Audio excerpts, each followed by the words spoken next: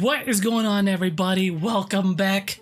As I mentioned in my previous video, this time for our new and old games video, instead of going over strictly new games that we've added to the collection, we are instead going to highlight some of the more valuable games in the collection. And I was thinking it would be fun to go through console by console to be like, hey, this is the most expensive Vita game I have. This is the most expensive Super Nintendo game I have.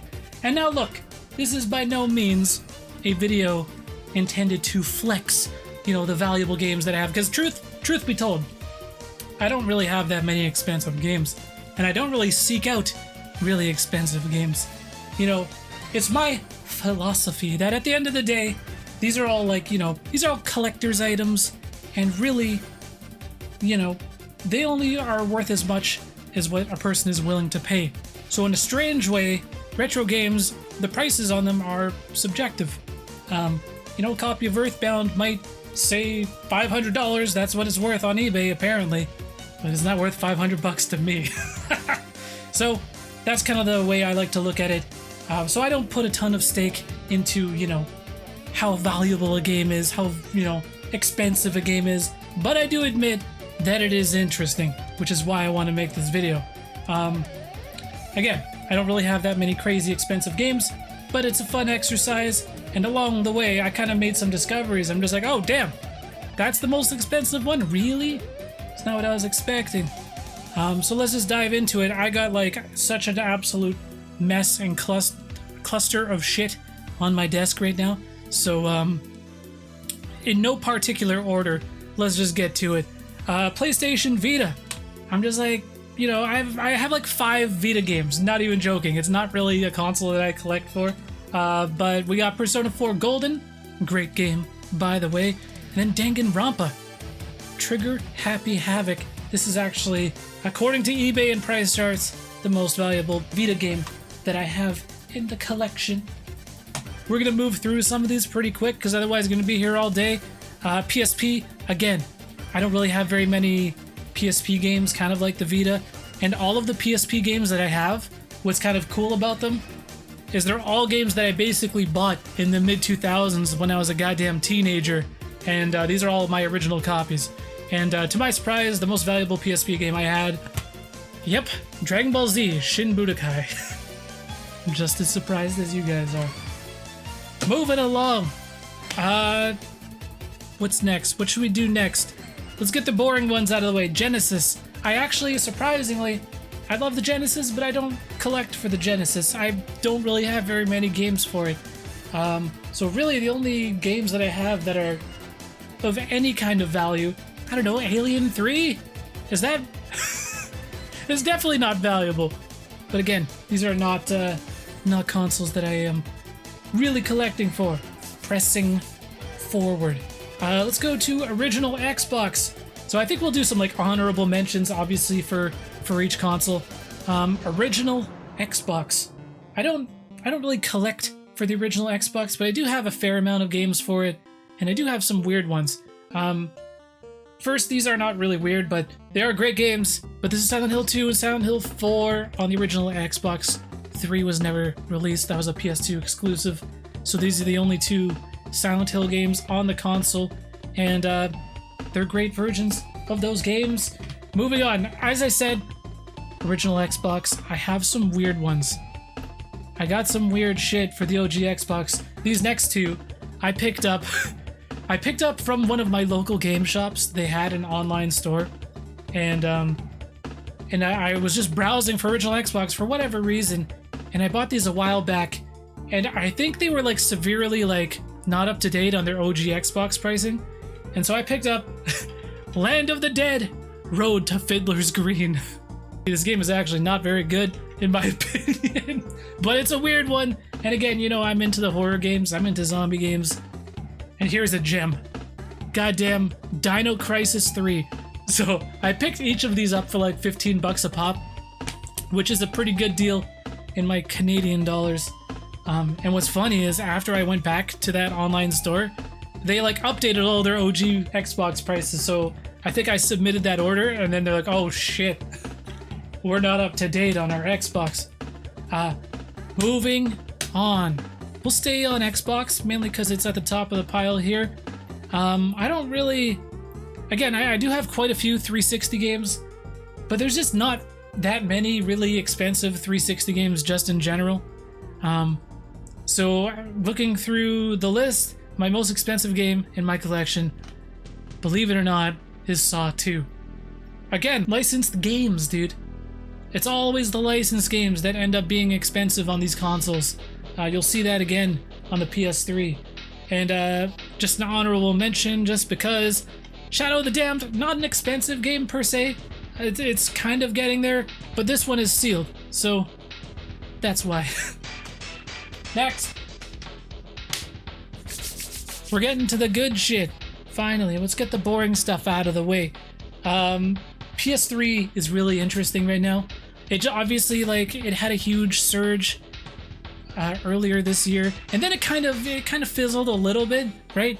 I think none of the prices will go back to the way they were before. And, you know, things like Folklore are like, it used to be over $100, now it's less than $100, but it's still closer, you know, almost in the triple digits. Ratchet and Clank, Into the Nexus, again, late PS3 game. I've showed that before. It's getting there. And so these were the two that were at the top of the list in terms of prices on eBay and price charts and all that stuff.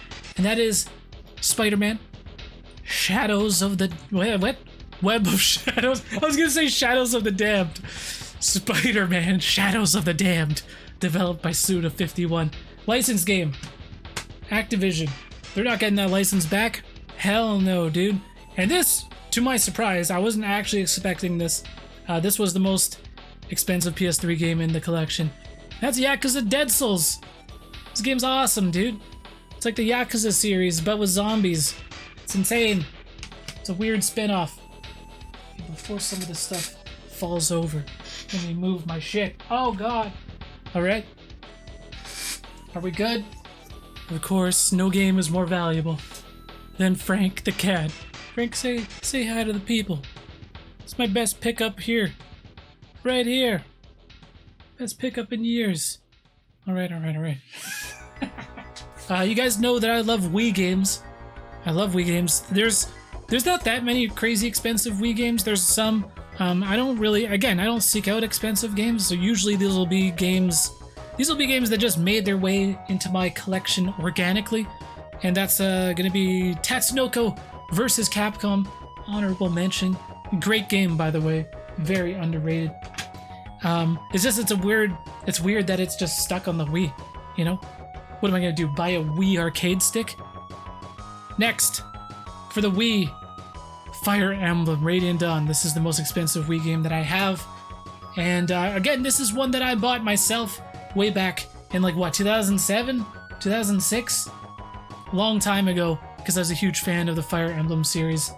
And yeah, you'll see more Fire Emblem later on. Some series are just more collectible than others. For some reason, Fire Emblem games always end up expensive.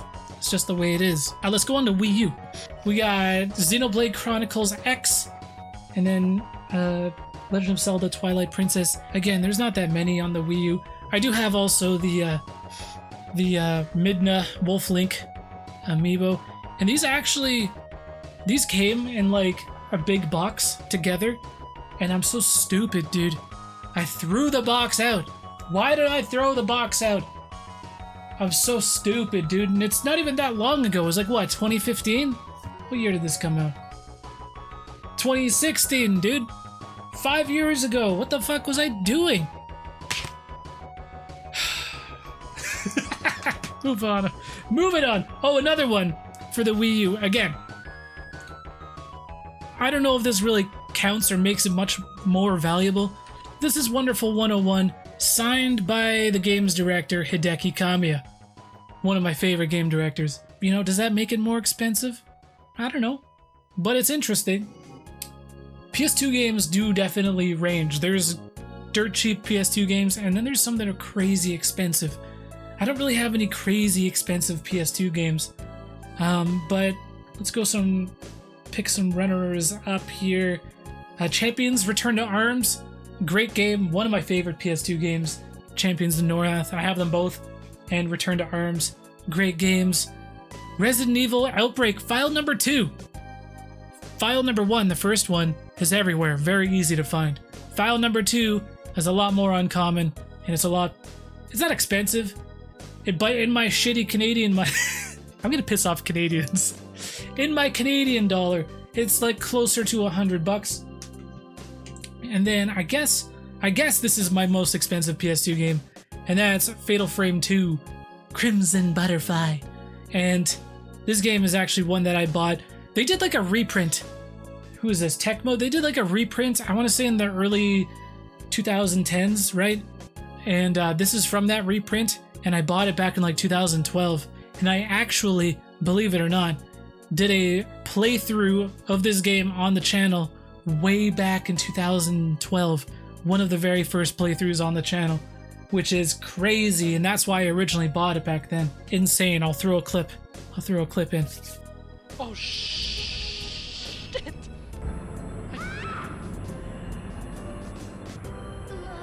Wah! I died. I fucking died. Like, it's weird to include newer stuff, right? Like, what? The Nintendo Switch is still out, so what's my most expensive Switch games? I guess the Pokemon Sword and Shield double pack? I guess. It's Pokemon, so you know the shit's gonna be hard to find later. It's not even that it's hard to find, it's that it's collectible. There's shitloads of Pokemon games out there. Everyone sells like millions and millions of copies, but there's still... the resale value on them is insane. Doesn't make any sense. And then PS4. Does that count? That shit's still so new, but I guess we'll go Persona 5 Steelbook Edition. Very cool. Okay. Now we're getting to the good stuff. Finally. Okay. One of my favorite consoles of all time. And I am ashamed to admit that I have given up collecting for this console because it's out of control. And that's the Sega Dreamcast. It's out of control. I don't have a lot of Dreamcast games, but everything that I have is a banger, dude. It's all killer, no filler. I have maybe 10 Dreamcast games, and here's probably the most valuable ones. We got Skies of Arcadia. So good. Amazing game. Street Fighter 3 Third Strike. Probably my favorite fighting game of all time. And of course, Marvel vs. Capcom 2. This game is getting very expensive. Another one of my favorite fighting games of all time, Dreamcast, because it was basically a Sega Naomi board, which is an arcade board, had like arcade perfect ports. Such a great console, man. Oh, the small ones in the back here, I almost missed them. So we got some Game Boy games, Game Boy Advance, Game Boy Color. I don't really collect that much for the Game Boy, and the main reason I don't collect that much for the Game Boy is because just like the form factor, they come in like these tiny little cartridges, and I've said it before, I know, yeah, they came in boxes, but I don't like worrying about the condition of 30-year-old cardboard, and plus the amount you pay for those old boxes that eventually will wilt away and deteriorate anyways. I'm not having any of it, so if it came in a cardboard box, I don't really care. I'll collect a loose cart. Anyways, Game Boy games. Honorable mentions, we got Golden Sun. So good. I need to get the second one still. We got Fire Emblem Sacred Stones. Again, another Fire Emblem game being shown. And I do need the other Game Boy Advance Fire Emblem game because it's actually one of my favorite GBA games. And then finally, Pokemon Fire Red. You know what the funny thing is about this game? I bought this around 2007.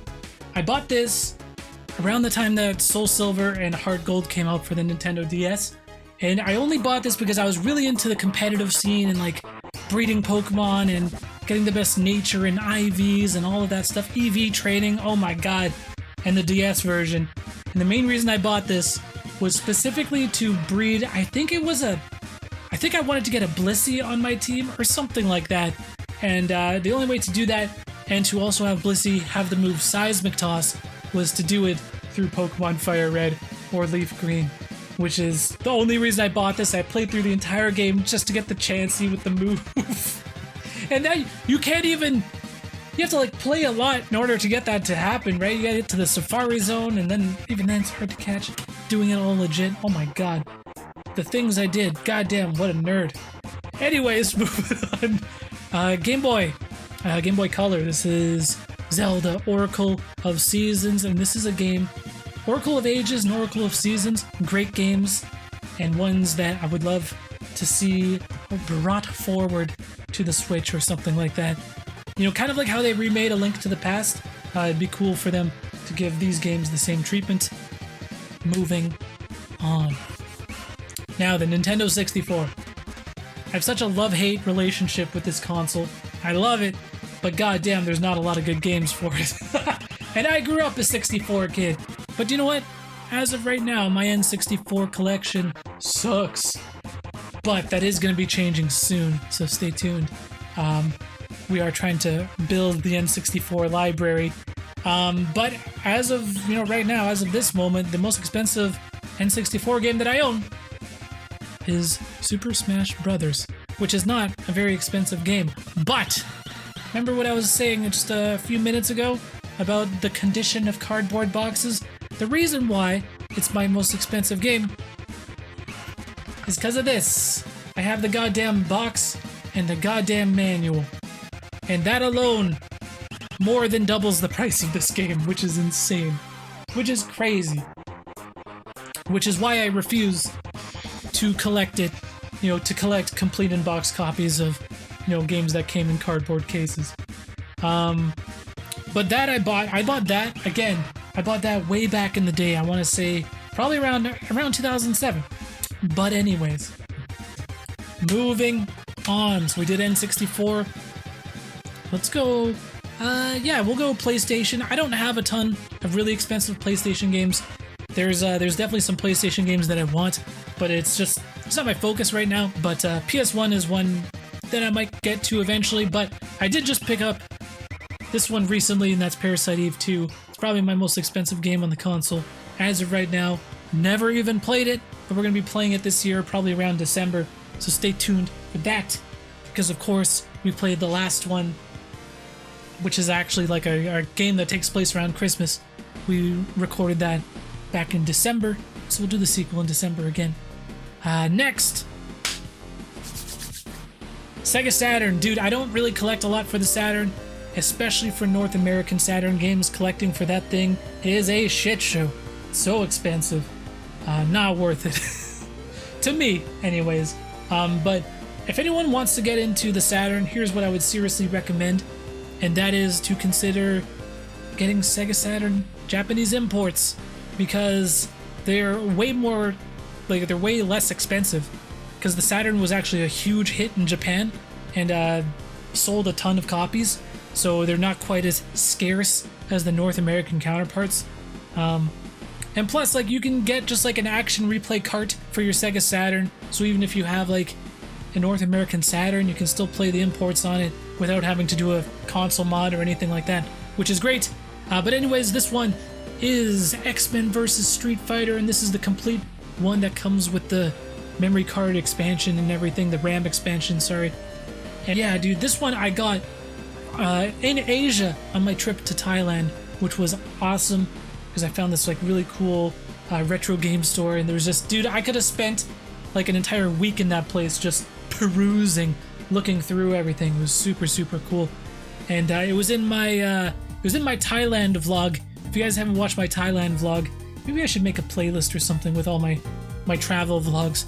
But yeah, this is where I bought that, and that was super cool. Moving on. Yes, Super Nintendo. I love the Super Nintendo, dude. And again, I don't have a lot of really expensive Super Nintendo games. I have a lot of the essential games that you would want, Zelda and Super Metroid and Final Fantasy 3, aka 6, which I think I showed a couple of those on my previous videos. But this is the most expensive Super Nintendo game that I own, and that is Chrono Trigger. This is one of my favorite Super Nintendo games. This might just be my favorite RPG of all time. Really, really love this game, dude, and it's still really good. It holds up, and it's a short game. You can beat this game in 10 hours. It's not even a huge commitment. I really recommend you guys check it out. And I bought this, dude, I bought this back in probably around 2007, 2008. And at the time, in my Canadian money, I spent about $80 on this. Which I remember at the time, you know, I was like a teenager. I was working. It was all with my own money. I was working at like Best Buy or McDonald's at the time. And I remember it being like, oh, almost having like buyer's remorse when I bought this. Because $80 when I could have bought like, you know, I could have bought so many other games at the time. But I spent $80 on a fucking, on an old ass Super Nintendo game. But yeah, no buyer's remorse anymore. But here's the kicker.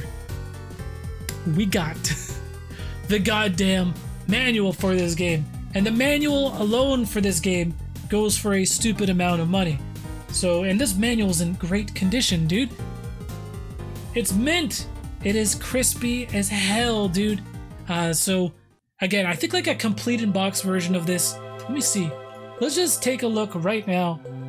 SNES, Chrono Trigger, complete in-box. Jesus, because not only does it come with the manual and the box, but it also had a map as well. Is that a map? It came with something. It came with some other shit, but that's why it's so expensive. My god. So, definitely my most expensive Super Nintendo game. And it also happens to be one of my favorite games of all time. And again, it's one that I bought back in the day. It is just, I don't seek out expensive games. All of my expensive games have just organically increased in price, which is cool. Next, 3DS. Again, I don't collect actively right now for 3DS, even though I think in my last video I added a 3DS game, and in the one before that, I think I also added a 3DS game. But it's not really one that I'm like working on. And truth be told, I have a decent amount of 3DS games. But pretty much everything that I have is just things that I bought as they were coming out. And so this is one that I was kind of surprised to see the results on.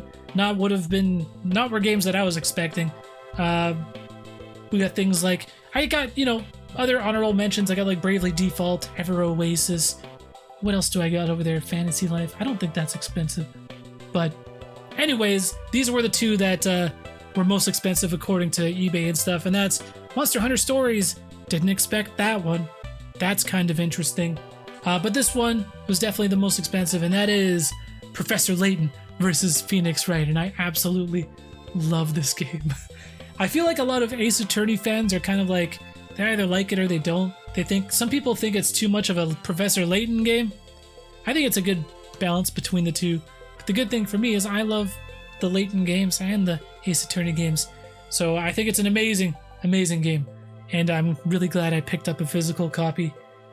And yeah, it's another game that I think would be great if they brought it forward to the Switch or some shit.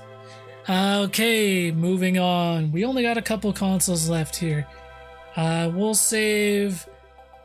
Yeah, we'll do GameCube last. We got the DS. I have a pretty solid DS collection. I don't have a huge DS collection, but I must have at least 7 or 8 DS games that are over $100. Like, no joke. Those Pokemon games, they're crazy, dude.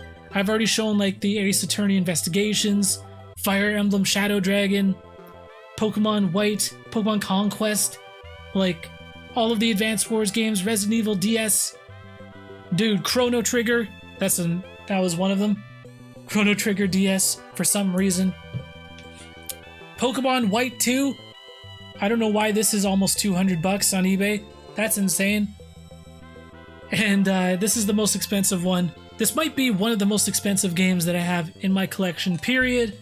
And that is Pokemon Soul Silver, complete with the Pokewalker. It's got everything, all of the inserts and everything. And again, that is my original copy that I bought back when I was a teenager. And I just took good care of it, and I never got rid of it, thank God. Oh my God, can you imagine? Because I definitely did sell some stuff back in the day, but I didn't sell any of my DS games, which is great. And this is also my favorite Pokemon game of all time. My goodness, I ordered like a protective case for this, because, dude, it's getting there. It's really getting up there in price. which is ridiculous. It makes me feel old, if anything. I was like, what? I remember buying this when it first came out. And now it's like this, you know, this collector's item. God damn. Anyways, we'll finish it off here, guys. This is the GameCube. And again, GameCube games have gotten ridiculous. Yeah, I would say these are probably it's probably my most expensive collection, like overall, because I do have a bunch of GameCube games over there that I'm not even going to bring out here that are well over 100. Like Code Veronica, for instance, the GameCube version, very uncommon version of this game, almost 200 on eBay. Again, we're talking Canadian dollars here, so convert it. My most expensive game, I would say overall in the collection, is Fire Emblem Path of Radiance, and this is complete, and this is crispy as hell. This is a damn near mint version of the game, and it's got everything in it. And dude, I love Fire Emblem is one of my favorite series ever. Also happens to be a game that notoriously all the time, every game in the series gets expensive. God damn. But Path of Radiance, and then it's got a direct sequel, Radiant Dawn, which I brought out earlier. Definitely, they got to bring these two games forward as like a package, first game and the second game, because Fire Emblem is not a game that does a lot of direct sequels, but these were direct sequels, and they are epic as hell, and I love the story.